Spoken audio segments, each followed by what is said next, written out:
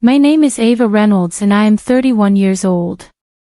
Last month, on the night of my birthday dinner, I sat alone at a table I had reserved weeks in advance. The candles were lit. The cake was waiting. My mother never showed up. Instead, she sent a text at 8:47 p.m. that read, "We had more important plans. Face with tears of joy, enjoy your little dinner." She added a laughing emoji. That same night I posted something online that she never expected. By morning, the message had been shared thousands of times, and the carefully built image my family had spent years protecting began to crack. Let me take you back to how we got here.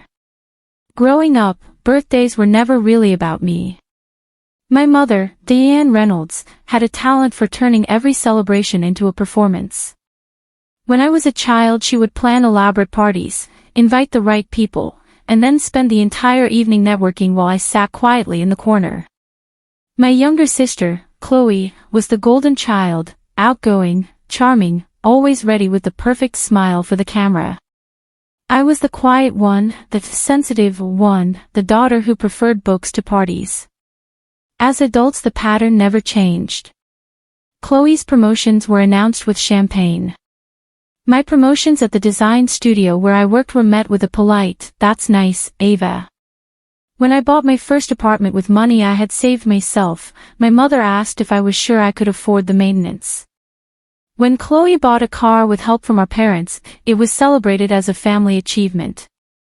Still, I kept trying. Every year I planned a birthday dinner.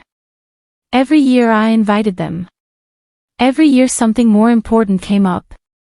Last year it was a last-minute client dinner. The year before that it was a charity event Chloe was attending. I told myself it didn't matter. I told myself I was used to it. I was wrong. This year I decided to do it properly. I reserved a private room at a quiet Italian restaurant I had always loved. I ordered a small cake. I bought a new dress. I sent the invitations 3 weeks in advance. My mother replied with a simple, "We'll try to make it." Chloe replied with a heart emoji and nothing else. My father didn't reply at all. On the morning of my birthday I woke up hopeful. I cleaned the apartment. I set out the gift bags I had prepared for them, small things, thoughtful things.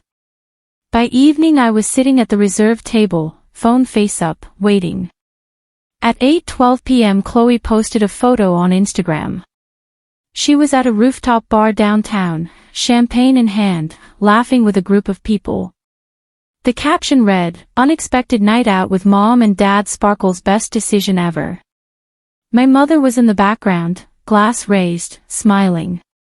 I stared at the photo for a long time. Then my phone buzzed. "Mom, we had more important plans. Face with tears of joy, enjoy your little dinner." That laughing emoji sat there like a slap. I paid for the meal I never ate, took the cake home, and sat on my living room floor in the dress I had bought for the occasion. Something inside me that had been bending for years finally snapped. I opened my laptop. I didn't post in anger. I posted in clarity.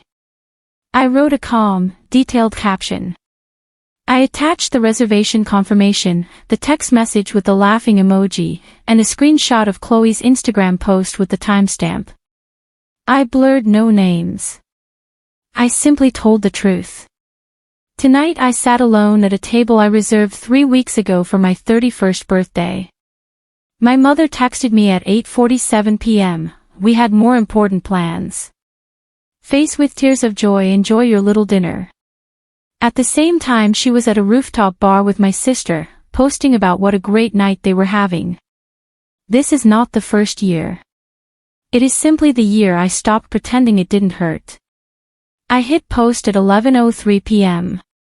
By morning the post had 4,200 likes. By noon it had been shared across several local groups.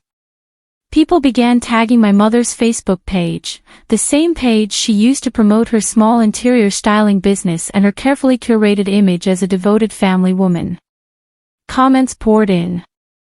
This is heartbreaking. I can't believe a mother would do this. The laughing emoji is what got me.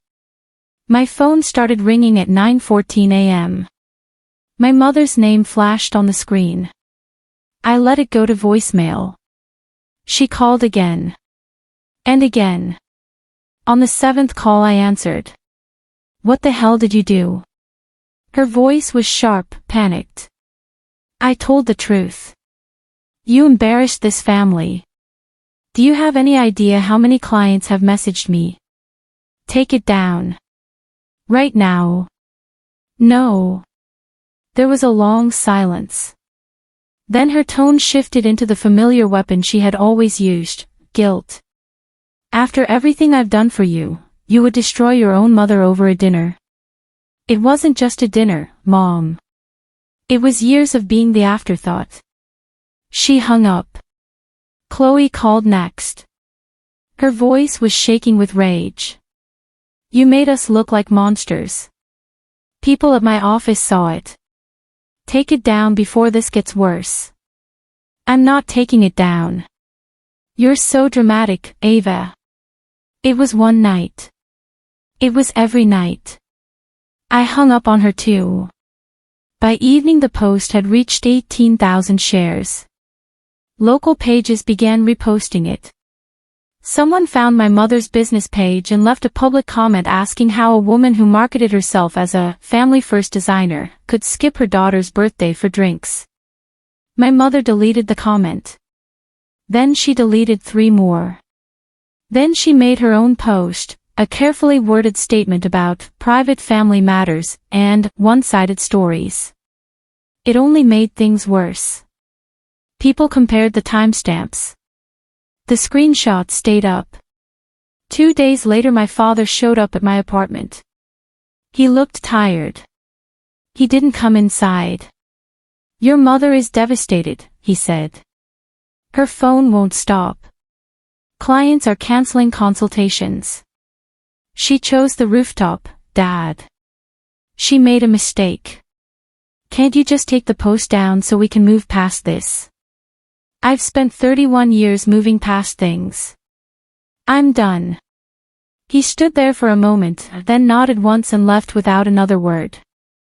The fallout continued for weeks. My mother's business page lost followers. 2 long-term clients requested refunds on deposits, citing values misalignment. Chloe's office friends stopped inviting her to after-work drinks. The carefully maintained image of the perfect Reynolds family had a crack running straight through it, and everyone could see it. I expected to feel triumphant. Instead I felt quiet. The anger had burned itself out, leaving something cleaner behind.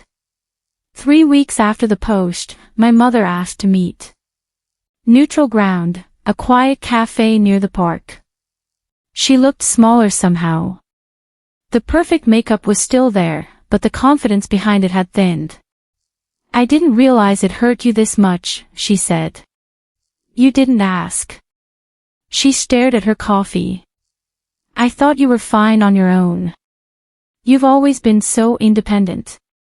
Independence wasn't a choice, Mom. It was what I had left. We sat in silence for a while. She didn't apologize cleanly. She didn't say the words I had once needed. But she didn't demand I delete the post either.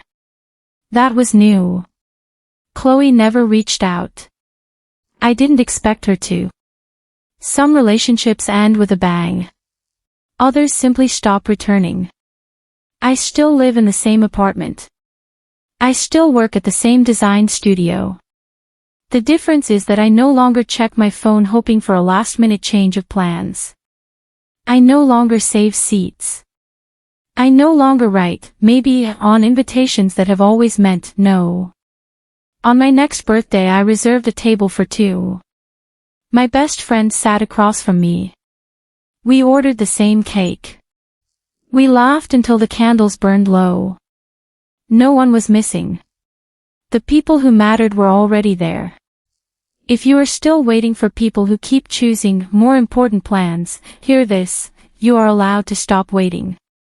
You are allowed to tell the truth. You are allowed to protect the version of yourself that kept showing up even when no one else did. The laughing emoji still sits in my message history. I never deleted it. Not as a wound, as a reminder. The night I finally stopped asking for a seat at a table that was never set for me. Thank you for watching Hidden Truth Revenge. If this story stayed with you, leave a comment and tell me where you are watching from. You deserve to be celebrated on your own birthday. You always did.